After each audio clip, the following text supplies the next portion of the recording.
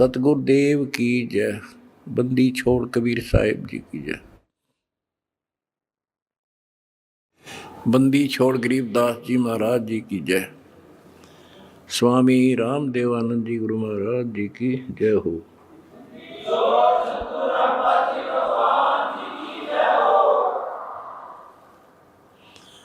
सत साहिब परमेश्वर कबीर जी की प्यारी संगत को, विश्व की सारी संगत को दास का आशीर्वाद है। परमात्मा आपको मोक्ष दे, सुखी रखे, काल कष्ट से आपकी रक्षा करे। बच्चों, आपको सत्संग से, तत्व ज्ञान से रंग दिया है, आपको परिपूर्ण कर दिया है। आज मानव एजुकेटेड है, शिक्षित है, आसानी से समझ जाता है अच्छे और बुरे को। परमात्मा की विशेष रजा है। ये साइंस परमात्मा ने मानव को दी, जिसके कारण आज ये सोशल मीडिया परमात्मा कबीर जी की देन है। और प्रचार का एक नंबर का साधन यही है। हमारा भगवान पूरा, हमारा ज्ञान पूरा, और समाज की सभी बुराइयों से मुक्त मेरे भक्त भी देवी देवता से कम नहीं। आज के दिन यदि पृथ्वी पर देवी और देवता हो तो आप कबीर जी के बच्चे हो। ये अब समाज को भी समझ में आ चुका है कि यदि बसना चाहते हो, सुखी होना चाहते हो, तो ऐसे बनना पड़ेगा जैसे संत रामपाल जी के बेटा बेटी हैं। बच्चों, पहली बात तो ये है कि भक्ति मार्ग जो है ये खंडे की धार पर चलना है, यानी तलवार की धार पे। कब तक? जब तक हमारा ज्ञान और समाधान पूर्ण समझ में नहीं आता। और जब ये समझ आ जाता है, इसमें आने वाले कष्ट जो होते हैं वो हमारे लिए वरदान बनते हैं। ये अब आपके आसानी से समझ में आ जाएगा। अध्यात्म की सफलता का मूल कारण है कि राज्य क्रमता राम की, रजा दरे जो शीस, दास गरीब दरस परस, तिस बैठे जगदीश। ज्यों राखे त्यों ही रहूं, और मेरा के चारा, खाने जाद खरीद हूं, गुलाम तुम्हारा। आपको सत्संग के माध्यम से सुना करते हैं हम, कई उदाहरण भी दिए जाते हैं कि एक राजा था, वो नास्तिक था, उसका वजीर आस्तिक था। और भगवान पर विश्वास करने वाला था कि जो परमात्मा करता है वो अच्छा करता है। बहुत अच्छा हुआ। एक बार राजा अपनी तलवार को की धार चेक कर रहा था, खड़ा खड़ा। आसपास और भी मंत्री थे और वो आस्तिक मंत्री भी खड़ा था।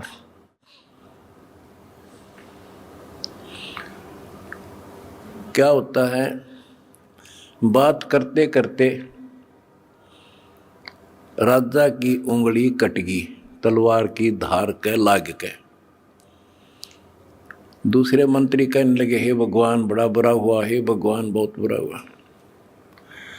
वो जो भगवान पर विश्वास करने वाला मंत्री कहता है कि बहुत अच्छा हुआ,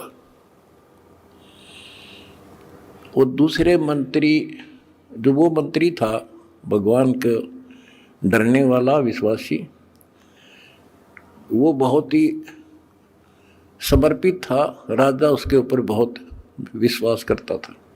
लेकिन दूसरे जो मंत्री थे वो उसकी निंदा करते रहते थे, जी आदमी ठीक नहीं सर, ये आपको मरवाएगा कभी। वो चाहते थे किसी तरह इसकी महिमा कम हो, तुम्हारे नंबर बने। जब उसने कहा कि उंगली कटगी राजा तो बहुत अच्छा हुआ, जो हुआ अच्छा हुआ, बहुत अच्छा हुआ, तो इस बात से राजा बोला भाई मेरी तांगड़ी कट गई और तू क्या अच्छा हुआ, नालायक आदमी। तो दूसरे मंत्रियों का दाव लग गया, जी हम भी तक आपने कहा नहीं करते, ये तो आपका दुश्मन है, आपके बुरे मराजी से, इसको जेल में ठोक दो। वो जेल में डाल दिया मंत्री, भगवान को चाहने वाला, भगवान पर विश्वासी।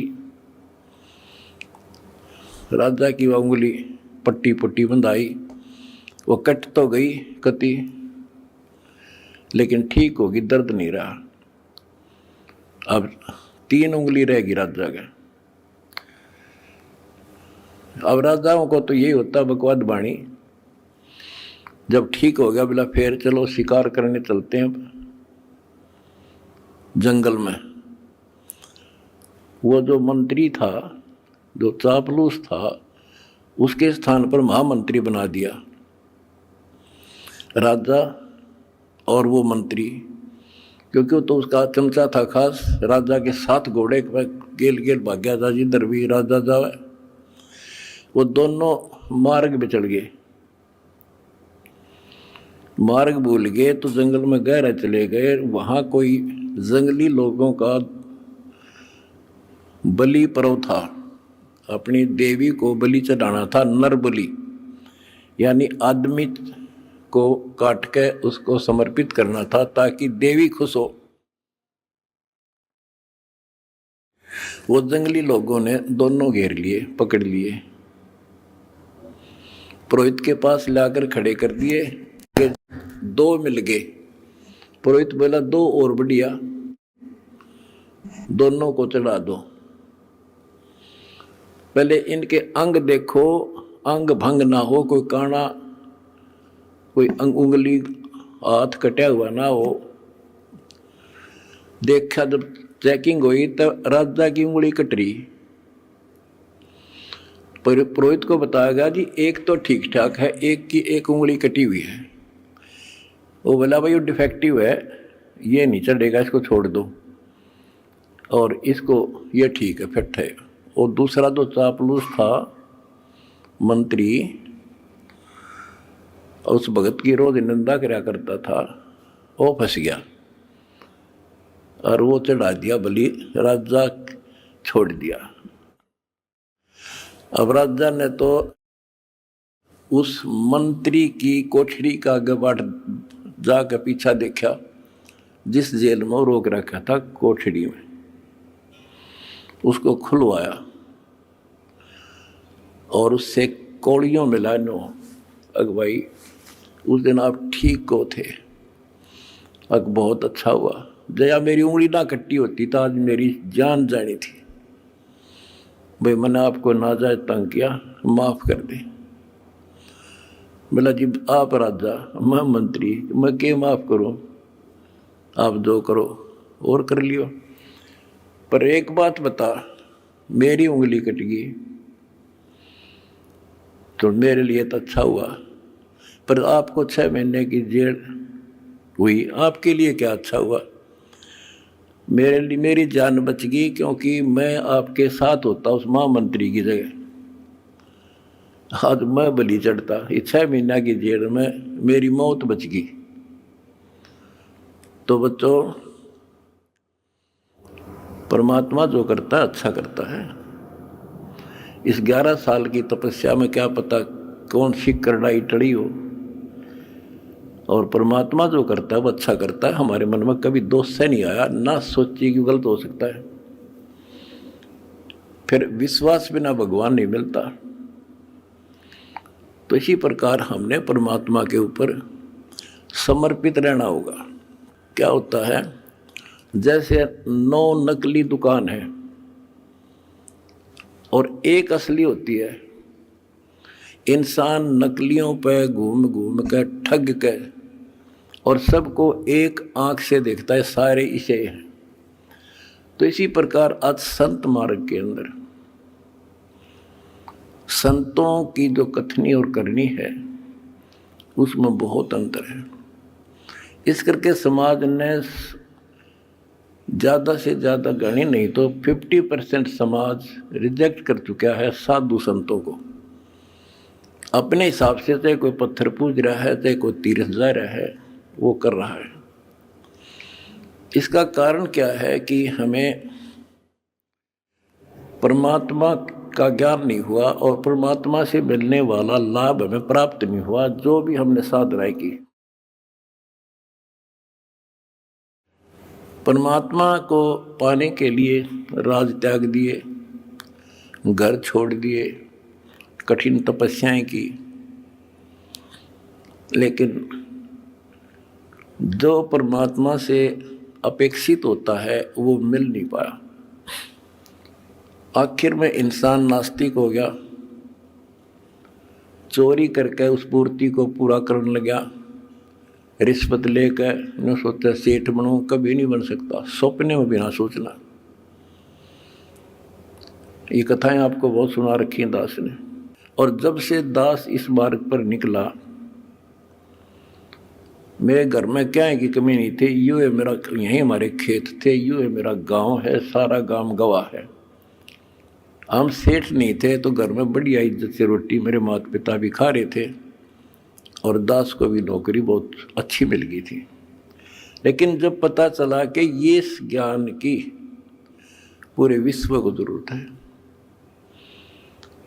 संत गरीबदास जी की वाणी है, अगम निगम को खोज ले और बुद्धि विवेक विचार, उदय अस्त का राज मिला तो बिन नाम बेगार।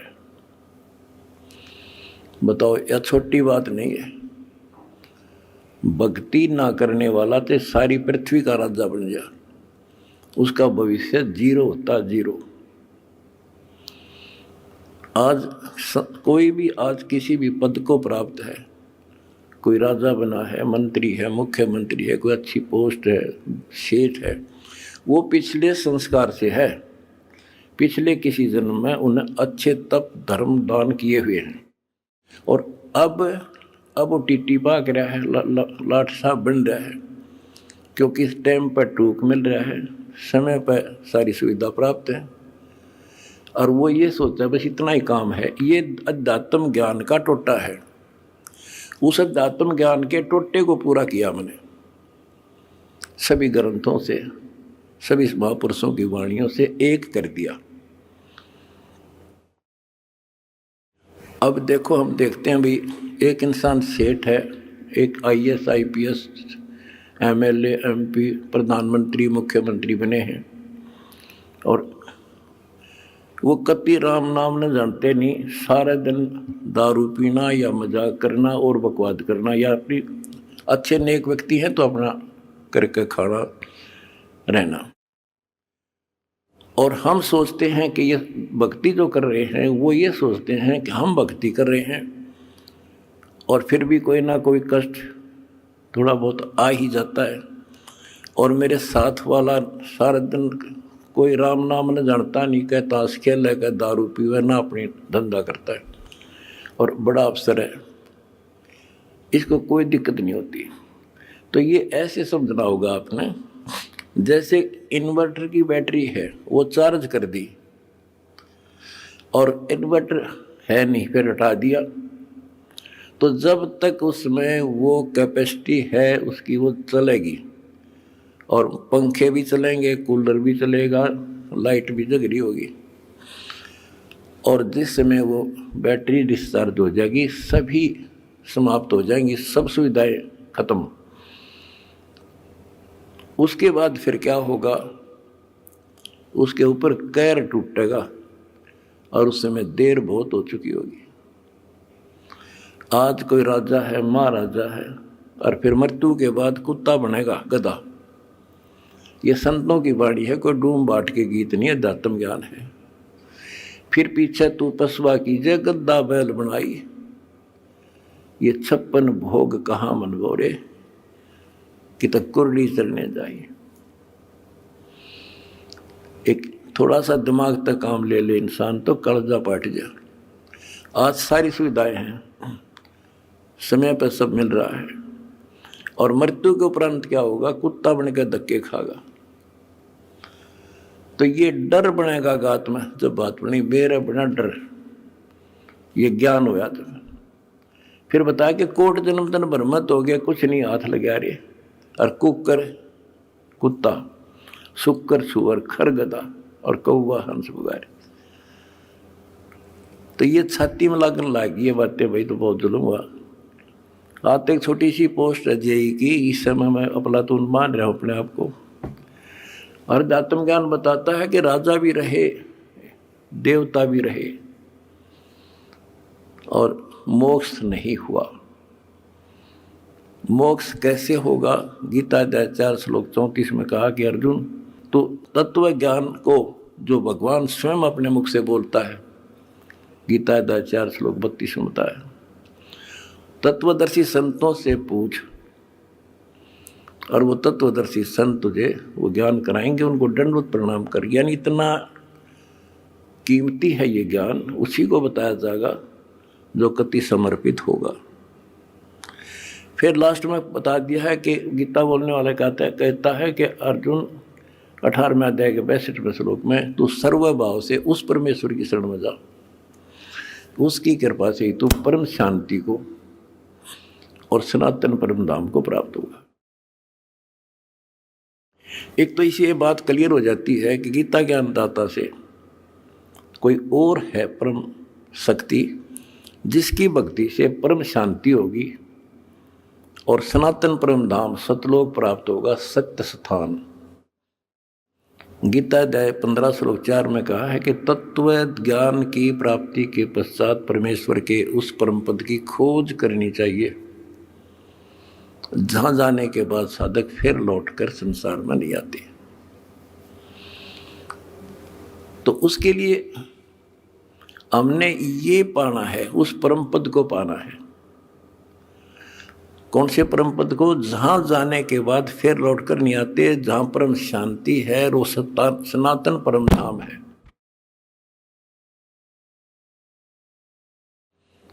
तो वो कैसे प्राप्त होगा,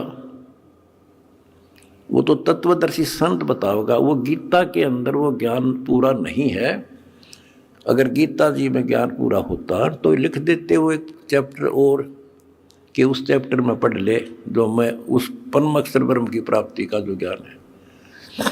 तो इसलिए वो तत्वदर्शी संत आज ये दास है।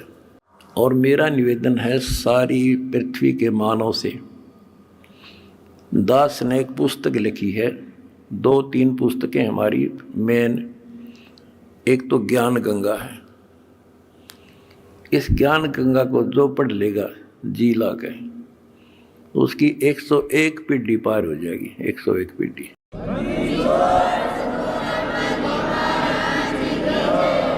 ये सारा ज्ञान कति मेरी आत्मा समझ लेना हो, ज्ञान गंगा ऐसे गजब तरीके से तैयार कर रखी है। जब इंसान होगा निष्पक्ष भाव से पढ़ लेगा, वो औरान बताता फिरेगा। इन देखते तो है नहीं, हाहाकार मचाते हैं, इसमें ये लिख दिया वो लिख दिया। एक भी उस पुस्तक में बगैर शास्त्र प्रमाण पर शब्द नहीं बोला। अगर उसमें जो लिखा हुआ गीता से, वेद से, पुराण से, कुरान से, बाइबल से, अगर उसमें गलत है तो फिर वो आपकी पुरानी पुस्तकें खराब हैं।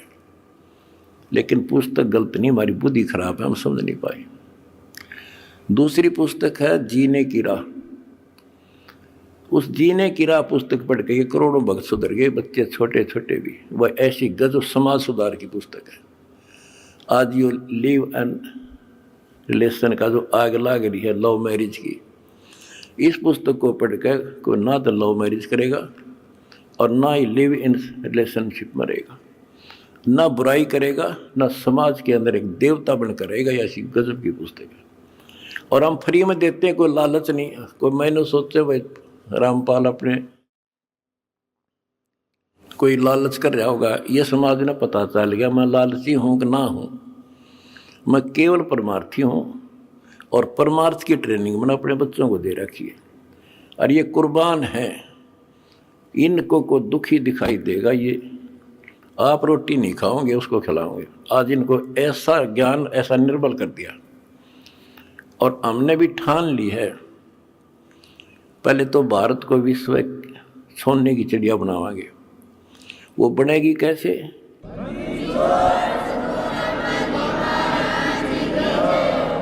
जीने के लिए अन्न की आवश्यकता है। अन्नदाता किसान है और किसान की कांच काट रखी। अब हम सबसे पहले मजदूर और किसान का डट कर साथ देंगे। कोई आपत्ति आवेगी या किसी को वैसे को किसी कारण से और समस्या आती है, या मजदूर को, ये दो ही हैं जो आज दुखी हैं। और तीसरी बात होगी, अगर ये नाम से जुड़ जाएंगे तो हमारा काम हल्का हो जाए। भगवान सीधा कनेक्शन देगा, इनमें सीधा लाभ देगा। अब भगवान कहते नाम क्या करता है, भगवान क्या करता है। जैसे शुरुआत में हमारे गांव में लाइट बिजली नहीं होती थी, और बिजली की तरह शुरुआत हुई लगवाने की, तो एक आधी जगह को एक्सीडेंट हो गया, इंसिडेंट न्यों पता लग गया भाई वहाँ बिजली ने पकड़ लिया, मर गया। तो उससे और डर बन गया लोगों के। हमारे गांव में बिजली की शुरुआत हुई, मैं जब जेई लगा ही था तब तक हमारे घर में बिजली नहीं थी, सन 1977 तक। और ना नीयत थी लगवाने की। तो मैंने आके, अपने एक दोस्त था मेरा यहाँ, वो बिजली का काम करता था, कुछ लोगों ने लगवा ली थी गांव में भी। मैंने उसको कहा भाई तो घर वालों से कह तो सामान ले आ, मैं सामान दे दूंगा, बता कितना सामान, क्या फिटिंग का इसमें पैसे लगेंगे। उसने बताया 1200 रुपये लगेंगे, मैंने दे दिए। वो सामान लेकर घर आ गया, मैं चला गया ड्यूटी पे। और वो बोला भाई, मेरा ताऊ ने बोला, तुम्हारा उम्र में छोटा था, उनने एक चाचा था, मेरा ताऊ बाबू फादर का भाई लगे, बोला भाई थारा बिजली लानी है। वो बोला तो अपने माँ बाप का ला ले बिजली, भाग जाड़ा की तो बकवास करे तो मारे क्यों लाओ बिजली, तो अपने ला ले। यानी बिजली को इतना गलत समझते थे। जब तो मजाक चल रहा था उनका, फिर माँ आ गया सामने, तो वो बोला भाई, और ने बोले थारे घर वाले, तो बोला तुम अपना ला लो इस बिजली ने। वो बोला कोई बात ना, इन बेरा को ना तू फिटिंग कर दे। फिटिंग करवा दी, कनेक्शन ले दिया, मोटर लगा दी। पहले हाथ से काटा करते नो सानी, और मेरी माता ने पीछा करती 2-2 घंटे 2 किलो वाचा किलो दी। जब उनके सामने वह लाइट चली और मोटर कट्टा कट सानी काट दी, फिर ने बोले भैया तो भूला लाग रही थी, तो पहले लवानी थी। तो बच्चों इसी प्रकार ये और परमात्मा की पावर का कनेक्शन है, जो आज दास एक लाइन में मिलकर आपको दे रहा है। जिसका यू लाग जाएगा, कट्टा कट काम होगा आपका।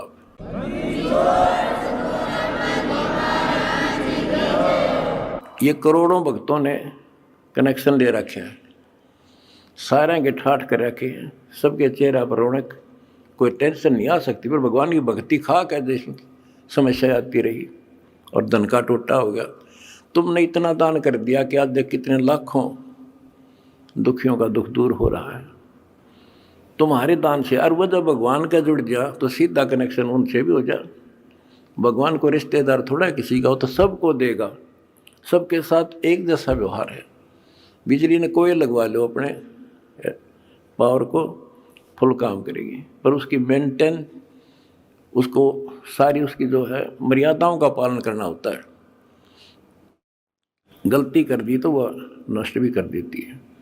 तो सावधानी बरतें, मर्यादा का पालन करें, और देखो फिर किसी ठाठ हो जाएंगे। और मोक्ष मिलेगा। ये तो रूंगे में मिलेंगे, यहाँ के सुख तो रूंगा, असली जड़ तो मोक्ष है। वहाँ चले जाएंगे जहाँ जाने के बाद फिर लौटकर संसार में नहीं आते। सत साहिब।